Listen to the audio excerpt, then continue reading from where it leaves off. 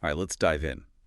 Today, we're tackling a real thinker, Jean-Jacques Rousseau, and his Discourse on the Sciences and the Arts. Oh, yeah, this wasn't just any essay. Nope, this was Rousseau's first big splash.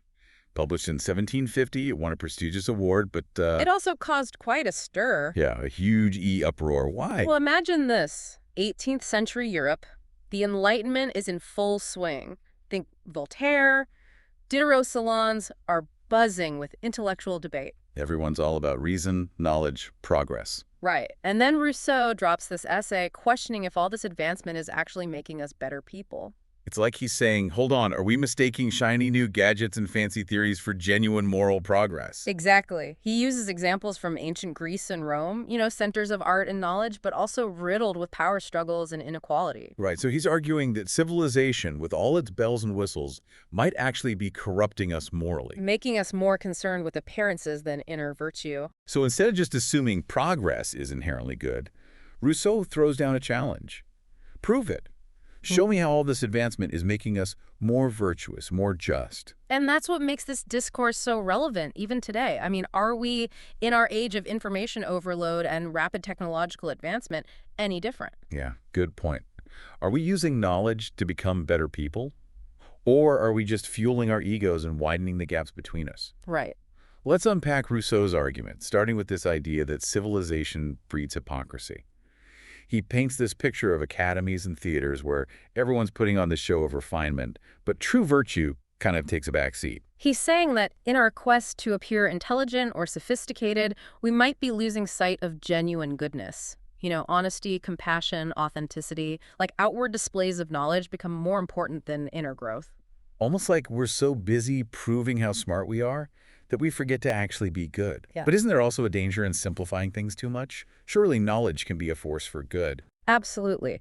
Rousseau isn't saying knowledge is inherently bad, no. What he's warning against is knowledge without virtue, progress without a moral compass.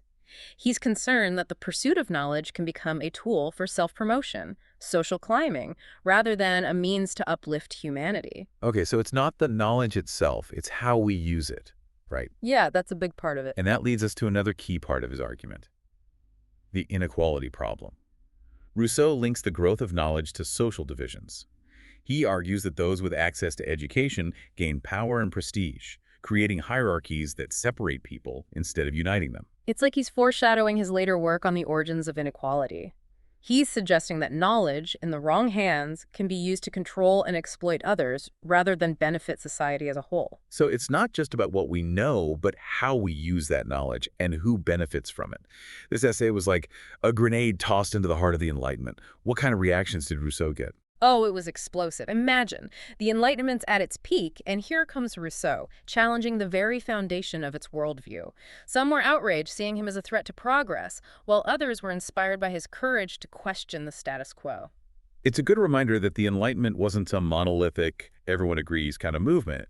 There were internal debates, disagreements, and Rousseau's work really threw fuel on that fire. His work forced people to confront uncomfortable truths about the potential downsides of progress. It made them ask, is the pursuit of knowledge truly making us and our society more virtuous and just?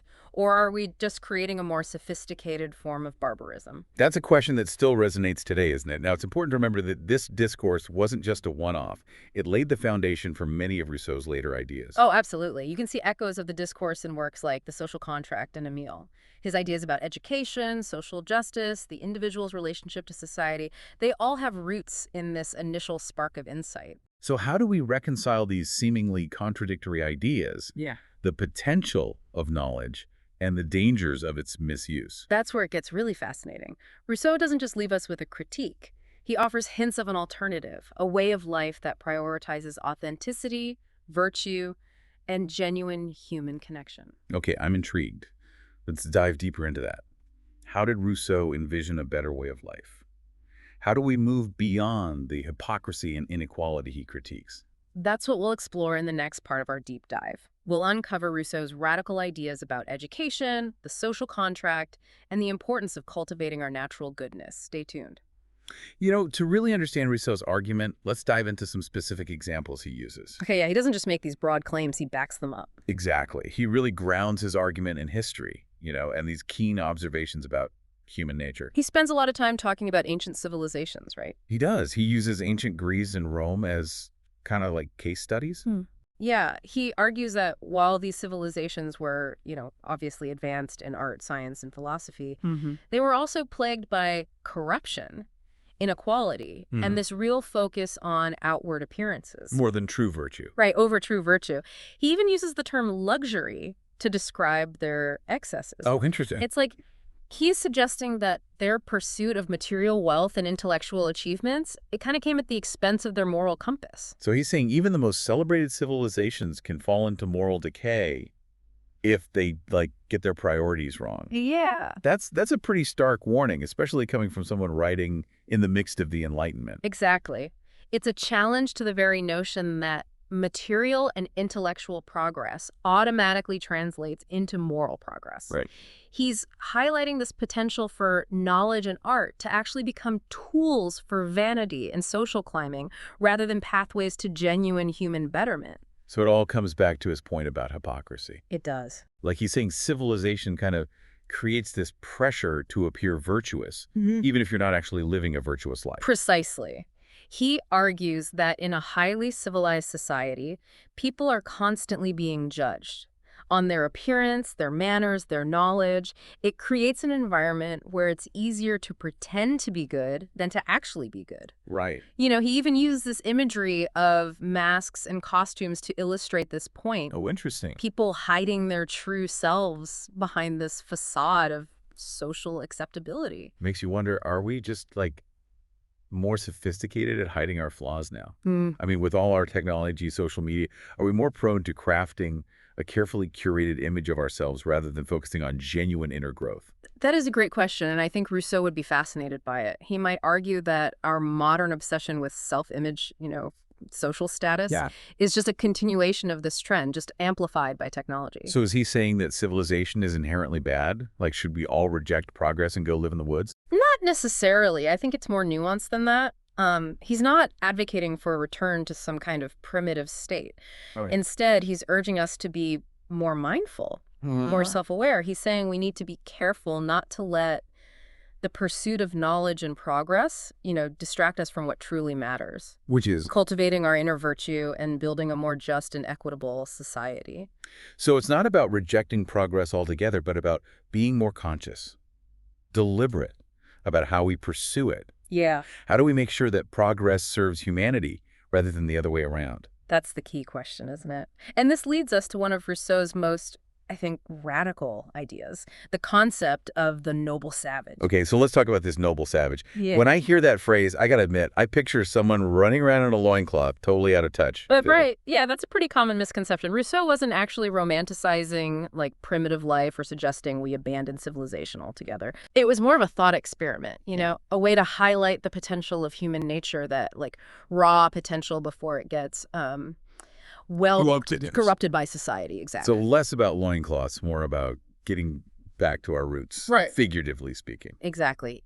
He believed humans are, at their core, good. Okay. Born with this innate sense of compassion, empathy, but then civilization comes along with its focus on competition, social hierarchy, material possessions, right. And that can kind of distort that natural goodness.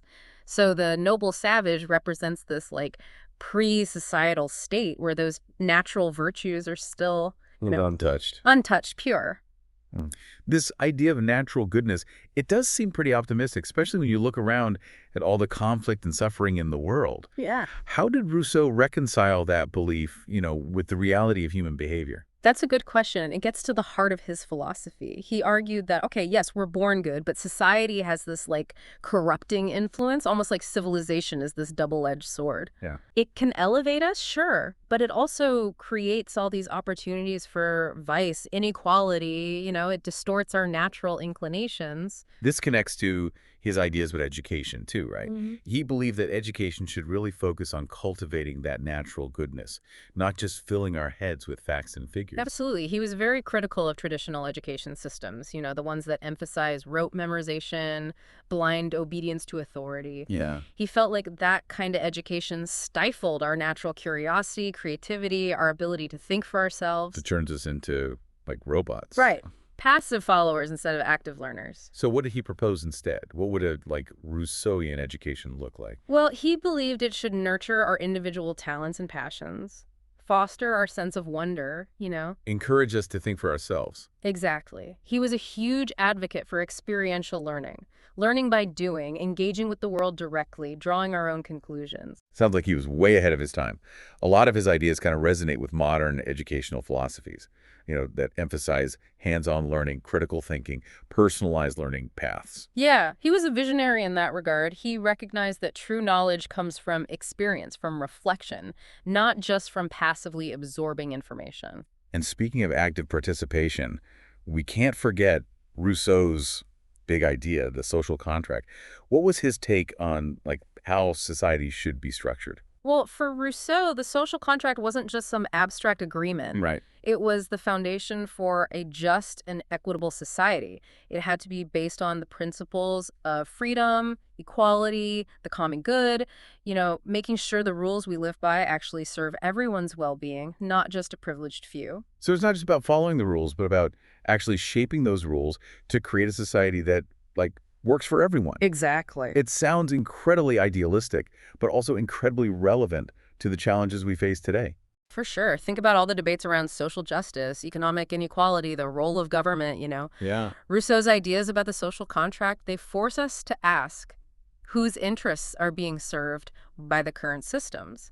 How can we create a more just and equitable society where everyone has the opportunity to flourish? That's the big question, isn't it? So it seems like Rousseau was really wrestling with these fundamental questions about human nature, progress, the kind of world we want to live in. Was he ultimately optimistic, pessimistic? I see him as a realist. He recognized both the potential and the pitfalls, of human nature and of civilization itself, Hmm. saw the dangers of unchecked progress, the corrupting influence of power, inequality, all that. But he also believed in the possibility of creating a more just and virtuous society if we just, prioritize the right values: compassion, cooperation, commitment to the common good. And that brings us right back to where we started. Rousseau's challenge: prove that progress is making us better. So after this deep dive into his discourse, what do you think? Are we living up to that challenge? Well, that's the question we all need to grapple with, isn't it? Yeah. Rousseau's work doesn't give us easy answers, but it does give us the tools to ask the right questions. It pushes us to examine our values, consider the impact of our choices, and really work towards a future where progress truly serves humanity. And on that note, we're going to wrap up our deep dive into Rousseau's groundbreaking discourse. We hope this exploration has given you some food for thought, some new perspectives to consider as you navigate this crazy world. Keep those deep diving minds engaged, and we'll see you on the next episode of The Deep Dive.